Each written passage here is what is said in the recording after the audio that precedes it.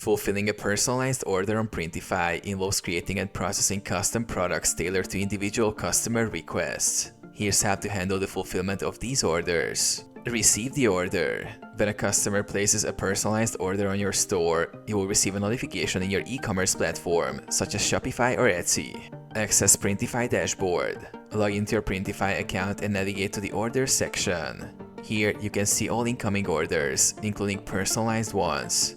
Review order details. Click on the specific order to view the details. This includes the customer's customization requests, such as text, images, or other specifications. Prepare the design. If the order requires a custom design, use Printify's design tool to create the personalized artwork. Ensure that it meets Printify's guidelines for quality and size. Fulfill the order.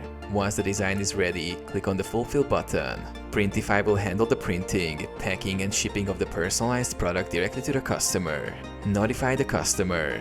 After fulfillment, update the order status in your e-commerce platform and send a confirmation email to the customer with tracking information.